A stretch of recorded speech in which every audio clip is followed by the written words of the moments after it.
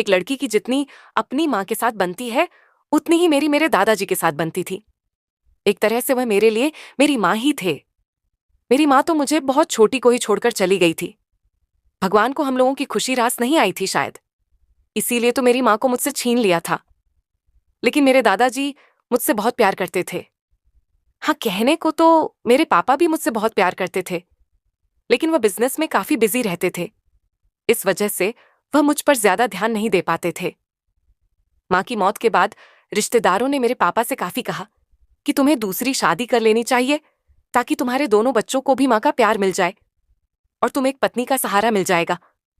लेकिन मेरे पापा ने हम दोनों बहन भाई की तरफ देखते हुए कहा कि नहीं, एक सगी माँ और सौतेली माँ में हमेशा से ही फर्क रहा है, और अगर मैंने अपनी खुशी के लिए दूसरी शादी कर ली तो वह मेरे बच्चों का नर्क बना देगी। क्योंकि यह तो लाजमी ही है कि अगर मैं दूसरी पत्नी लाऊंगा तो हमारी एक संतान और होगी, और वह अपनी संतान में और इन बच्चों में काफी भेदभाव तो जरूर करेगी, क्योंकि आज तक मैंने कोई भी ऐसी औरत नहीं देखी जो अपने सौतेले बच्चों को सगे बच्चों की तरह प्यार दे। इस वजह से मेरे पापा ने सभी रिश्तेदारों से दूसरी शादी करने के लिए मना कर दिया।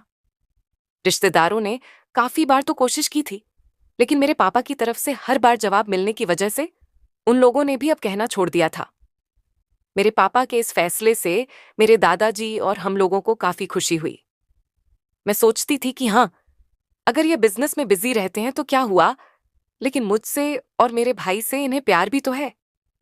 हम लोगों की उम्र धीरे धीरे बढ़ रही थी।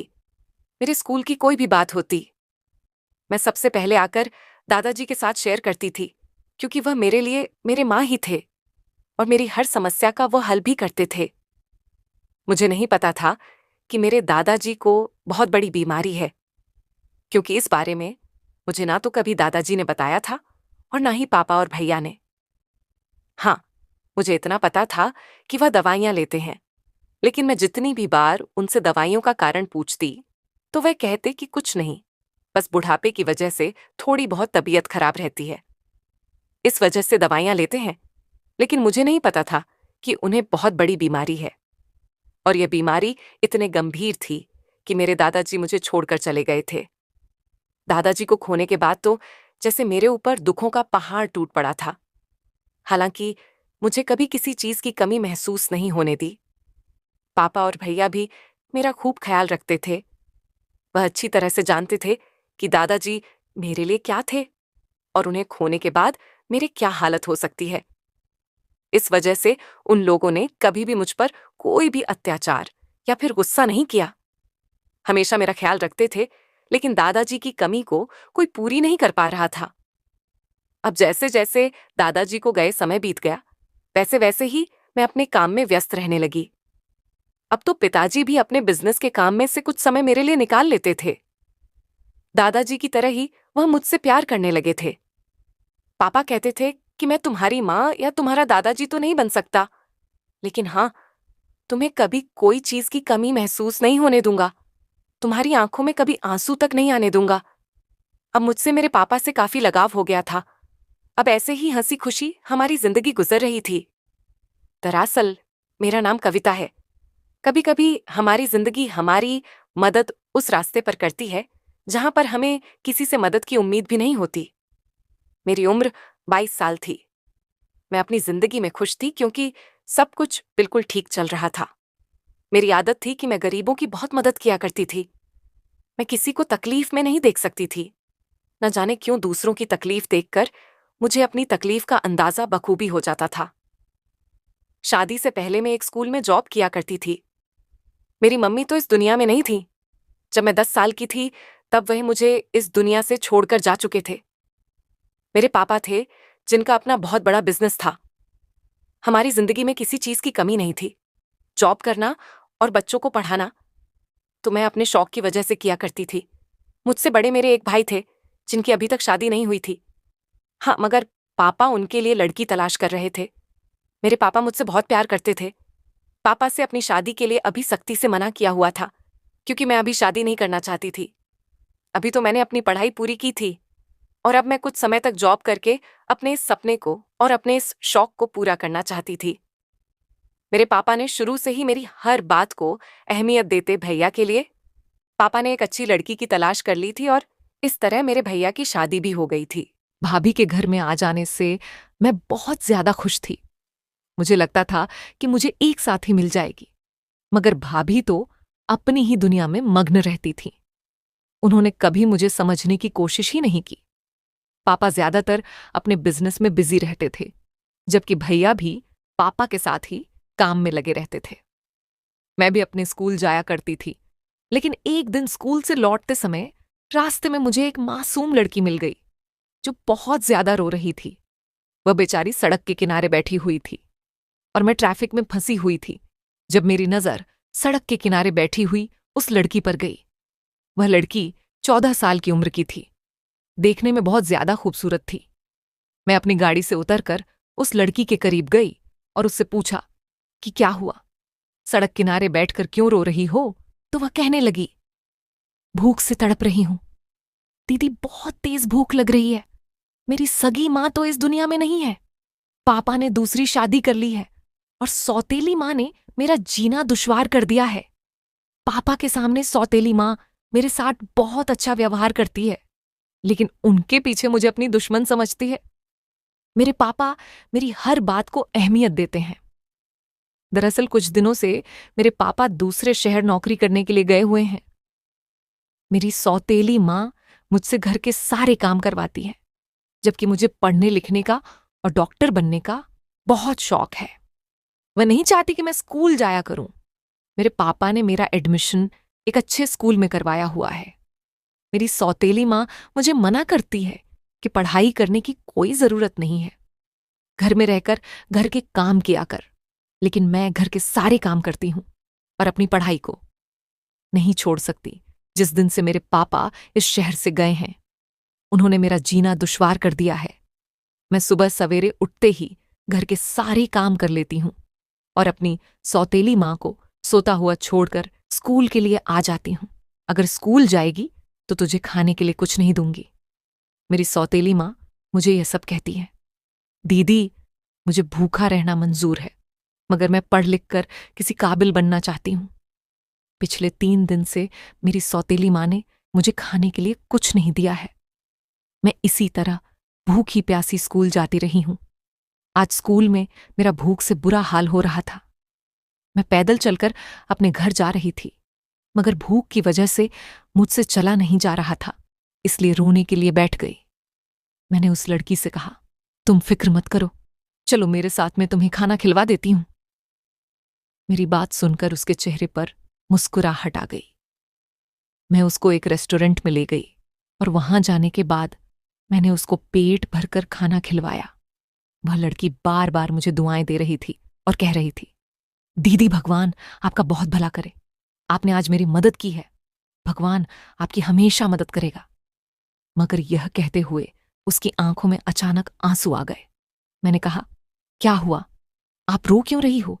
अब तो तुम्हें पेट भरकर खाना भी मिल गया है, ना तो आप अपने चेहरे पर मुस्कुराहट लाओ और अपनी पढ़ाई पर ध्यान दो। वह लड़की कहने लगी, दीदी, आज आपने मेरी मदद की है, लेकिन मेरी सौतेली माँ तो मेरे साथ हर रोज ऐसा ही करती हैं। अब मैं घर जाऊंगी तो वह फिर मुझे स्कूल की ड्रेस में देखकर गुस्सा करेंगी और मुझे खाने के लिए फिर से कुछ नहीं देगी। मेरी जिंदगी तो इसी तरह से गुजरती रहेगी। मैं तो बस भगवान से प्रार्थना कर रही हूं, मेरे पापा जल्दी से घर आ जाएं, क्योंकि सिर्फ वही यही चाहते हैं कि मैं पढ़ लिख कर किसी काबिल बन जाऊं। मेरी सौतेली माँ उनके सामने तो बहुत अच्छी बनती है, मगर उनके पीछे मुझे घर की नौकरानी बनाकर रखती है। मैंने कहा, तो तुम अपनी सौतेली माँ की शिकायत अपने पिता से क्यों नहीं करती? क्यों इतनी खामोशी से ये सब कुछ बर्दाश्त कर रही हो? वह कहने लगी, दीदी, आप मेरी सौतेली माँ को नहीं जानती। मैं कई बार अपने पापा से उनकी शिकायत करने की कोशिश कर चुकी हूं। बदले में उन्होंने मेरे साथ बहुत बुरा किया है।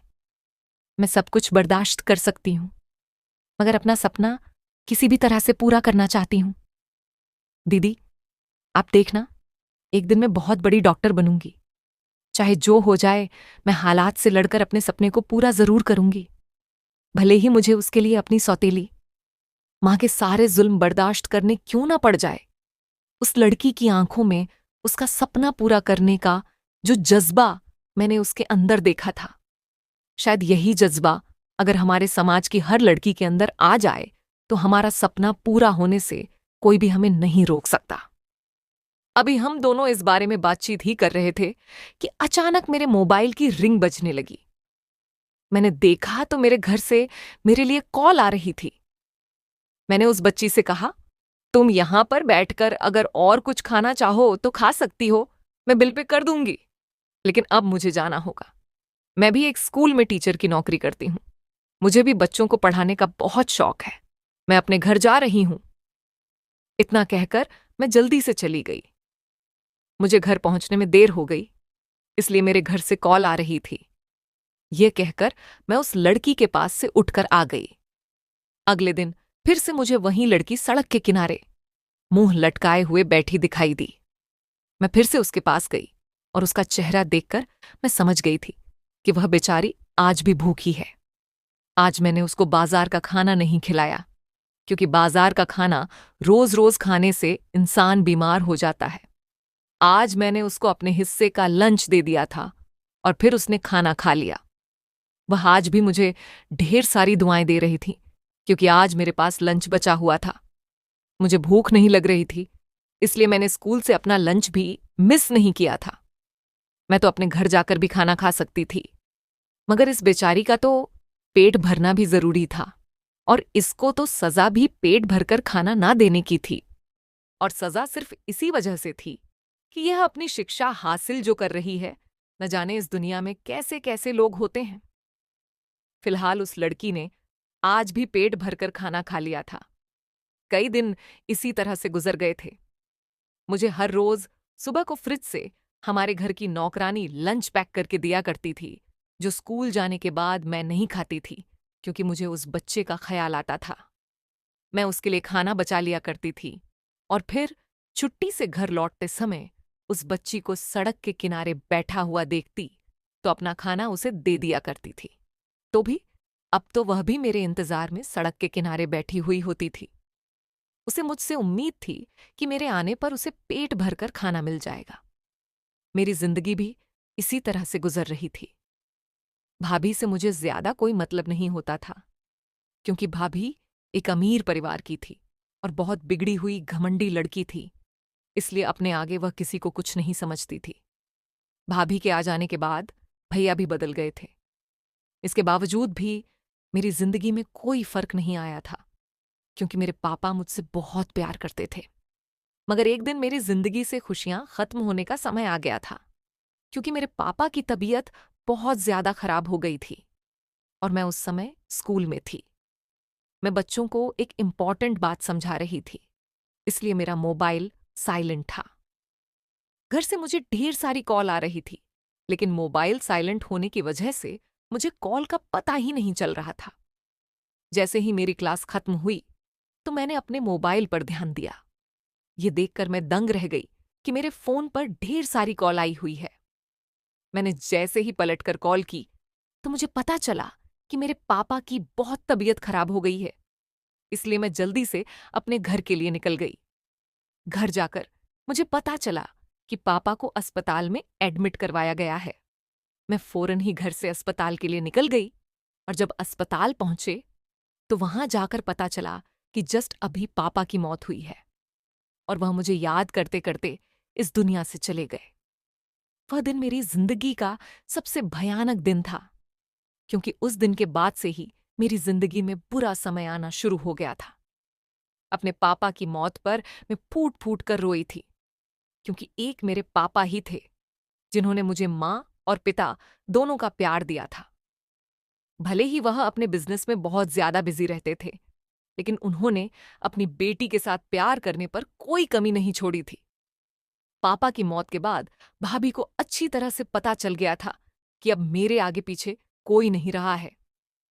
इस वजह से वह मेरे ऊपर काफी अत्याचार करने लगी। मेरी नौकरी भी छुड़वा दी और घर का कामकाज करवाती थी। भाई भी भाभी का इसी चीज में साथ देते थे। मुझे अपने भैया से बिल्कुल भी उम्मीद नहीं थी कि वह भाभी के साथ मिलकर मेरे साथ ऐसा करेंगे। मैंने तो कभी भी भाभी को कोई बुरा भला नहीं बोला, यहां तक कि उनका हर काम में मदद करती थी। लेकिन फिर भी न जाने वह मेरे साथ कौन सी दुश्मनी निकाल रही थी। और भैया भी पूरी तरह से बदल चुके थे। मैं भगवान से हर रोज शिकायत करती थी कि पहले मेरी मां को, फिर मेरे दादाजी को, फिर मेरे पिताजी को मुझसे छीन लिया। आखिरकार मैंने ऐसे कौन से पाप किए थे जो सारे दुख मुझे इस जन्म में ही देने लिख दिए। अब नौकरी पर न जाने की वजह से मेरा घर से बाहर जाना होता नहीं था और उस लड़की से भी मेरी मुलाकात नहीं होती थी जिससे मैं हर रोज खाना खिलाया करती थी। न जाने वो किस हाल में होगी। कई बार तो मैं सोचती थी कि उस लड़की के जैसे ही मेरी हालत हो गई है। फर्क सिर्फ इतना है कि उसे सौतेली मां परेशान करती है और मुझे मेरी भाभी, खैर, मुझे हर रोज उसकी चिंता होती थी। मैं चाहती थी कि उसे खाना खिलाकर आऊं। शायद वह मुझे सड़क किनारे वहीं पर ही मिल जाए, लेकिन मेरा घर से बाहर जाना नहीं हो पाता था क्योंकि घर के कामों में मैं इस कदर उलझ जाती थी कि घर से बाहर जाना हो ही नहीं पाता था। अब ऐसे ही पूरे 6 साल निकल चुके थे। मेरे घर वाले मेरी शादी तक नहीं करवा रहे थे। आखिर करवाए ही क्यों? मेरी भाभी को बैठे बैठे ही पूरे घर का काम किया हुआ जो मिलता था। लेकिन अब भैया ने कहा कि पूरे समाज में हमारी बातें चलने लगी हैं। सब लोग कह रहे हैं कि यह लोग अपनी बहन की शादी क्यों नहीं कर रहे, इसलिए हमें कविता की शादी कर देनी चाहिए। तभी मेरी भाभी ने कहा कि मेरी बुआ का लड़का है, बड़ा ही बेवड़ा है, शराब पीता है, वही ई से सीधा कर पाएगा, उसके साथ शादी करवा देते हैं। मुझे यह सुनकर बड़ा ही गुस्सा आया। मैंने उन दोनों के खिलाफ जाकर कहा कि आप लोग मेरी शादी एक शराबी के साथ करवाना चाहते हो? आखिर मैंने आप लोगों का क्या बिगाड़ा है? तभी भैया ने मेरे ऊपर हाथ उठाया और अपने हाथ हल्के कर लिए। मैं बहुत मजबूर थी और मजबूरी में मैंने अपनी भाभी के बुआ के लड़के के साथ शादी कर ली। उस लड़के के साथ शादी किए हुए अब मुझे पूरे 9 साल गुजर चुके थे। इन 9 सालों के अंदर ना तो मेरे कोई संतान हुई थी और ना ही मुझे कोई प्यार मिला था, क्योंकि मेरा पति सिर्फ और सिर्फ शराब पीकर मुझे सिर्फ मारपीट ही देता था। इसके अलावा कुछ भी नहीं देता था। उसने तो आज तक मुझे छुआ तक नहीं था। न जाने उसकी कमी कौन पूरी कर रहा था। और इस चीज का तो मुझे सिर्फ शक ही नहीं, बल्कि मैं पूरी तरह से श्योर थी कि उसका लड़कियों के साथ चक्कर चल रहा है, क्योंकि वह दिखने में काफी हैंडसम था और उसके पास पैसे की भी कोई कमी नहीं थी। इसीलिए बाहर अय्याशी करता रहता था और शराब पीकर घर आकर मेरे साथ पिटाई करता था। मैं तो सिर्फ समाज को दिखाने के लिए उसकी पत्नी थी। जब समाज में तरह तरह की बातें हो रही थीं कि शादी को कितने साल हो गए, अभी तक इनके कोई संतान क्यों नहीं हुई, तो भी वह मुझे ही बदनाम कर देता और कहता कि इसी के संतान नहीं हो पा रही है। मैं तो इसके साथ शादी करके बहुत परेशान हो गया हूं। अब तो मुझे समाज वालों के तानों के साथ साथ अपने पति की मारपीट भी काफी सहन करनी पड़ती थी, लेकिन मैं इसे अपनी किस्मत समझकर सब कुछ सहन कर रही थी। एक रोज मैंने देखा कि मैं बाजार सब्जी लाने गई तो मेरे पीछे आकर किसी ने मेरे कंधे पर हाथ रखा। वह हाथ किसी लड़की का था। मैंने पीछे मुड़कर देखा तो मैं उसे पहचान नहीं पा रही थी। उस लड़की ने मेरे पैर छुए और कहा कि आपके बगैर मैं कुछ भी नहीं बन सकती थी। एक आप ही थी जिसके हौसले ने मुझे आज इस मुकाम तक पहुंचा दिया। मैं उस लड़की की बातों को समझ नहीं पा रही थी। मैं तो उसे पहली बार देख रही थी, तो भला वह मेरी इतनी तारीफ क्यों कर रही थी? तभी उस लड़की ने मुझे दूर ले जाकर बैठा दिया और कहा कि आपकी ऐसी हालत कैसे हो गई? आप तो एकदम मरियल जैसी दिखने लगी। शादीशुदा होकर भी शादीशुदा नहीं लग रही हो। आप कितनी सुंदर हुआ करते थे, कितने घने और लंबे आपके बाल हुआ करते थे, कितना गोरा रंग हुआ करता था, लेकिन अब तो आप पहचान में भी नहीं आती। तभी मैंने उससे कहा कि मेरी छोड़ो, पहले ये बताओ कि तुम कौन हो?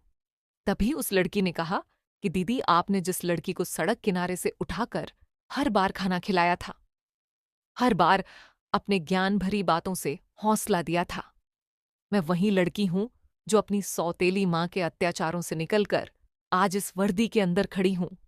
हालांकि मेरा सपना डॉक्टर बनने का था, लेकिन मुझे पुलिस बनने पर मजबूर होना पड़ा। क्योंकि मेरी सौतेली माँ का अत्याचार इतने ज्यादा बढ़ गए थे। तभी से मेरे अंदर जुनून पनपने लगा कि मैं एक पुलिस की नौकरी लगूंगी और उनको सबक सिखाऊंगी। और मैंने अपनी सौतेली माँ को सबक भी सिखा दिया। अब मैं अपनी जिंदगी में हंसी खुशी रह रही हूं। मेरे पिताजी भी काफी ख्याल रखते हैं। वह आज भी मेरे साथ हंसी खुशी रह रहे हैं। तभी मैंने उससे कहा कि तुमने तो अपनी जिंदगी संवार ली, लेकिन मेरी तो सौरी हुई जिंदगी ही उजड़ गई। दरअसल जिस दिन तुम्हारे साथ मेरी आखिरी मुलाकात हुई थी, उस दिन मेरे पिताजी इस दुनिया से चले गए थे। उसके बाद मेरे भाई भाभी ने मेरे ऊपर बहुत अत्याचार किया। मेरी जॉब भी छुड़वा दी और मेरी भाभी ने अपने बुआ के लड़के से मेरी शादी करवा दी, जो एक नंबर का अय्याश लड़का था। आज तक मेरे कोई संतान नहीं हुई, क्योंकि उस लड़के ने मुझे छुआ तक नहीं। वह तो बाहर लड़कियों के साथ मजे करता घूमता है। और पूरे समाज में यह खबर फैला दी कि मेरे कोई संतान नहीं होती। मैं पूरी तरह से दुखी हुई पड़ी हूं। हर रोज पिटाई तो जैसे मेरी आदत बन गई है। उस लड़की की आंखों में मैंने आंसू देखकर बड़े ही हैरत से पूछा कि तुम अपनी आंखों में आंसू क्यों लेकर आ रही हो। तभी उस लड़की ने कहा कि दीदी, जब बचपन में आप मेरा सहारा बन सकती हो, तो अब जवानी में मैं आपका क्यों नहीं बन सकती।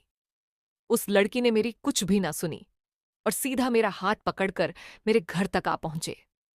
घर पर आने के बाद उसने मेरे भाई और भाभी और मेरे पति को गिरफ्तार किया और काफी कोशिशों के बाद उन लोगों ने अपने जुर्म कबूल करने पर मजबूर हो गए और उन लोगों को सजा हो गई।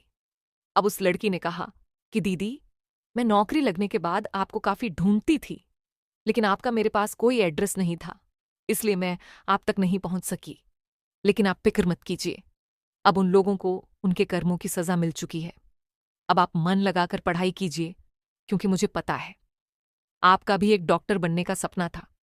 हालांकि मैंने तो वर्दी को चुन लिया, लेकिन आप तो सफेद जैकेट को ही चुनना। और उस लड़की ने मेरा सहारा बनकर मुझे पढ़ाया और आज मैं एक अच्छी पोस्ट के ऊपर डॉक्टर की नौकरी कर रही हूं। भगवान भी कभी कभी ऐसे लोगों से हमें मिलवा देता है जो पूरी जिंदगी हमारे होकर रह जाते हैं।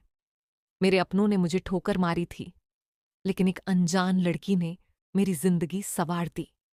न जाने हम लोगों ने क्या पुण्य किए थे जो हमेशा एक दूसरे के काम आए और अंत में हम दोनों ने अपना भविष्य सुधार लिया।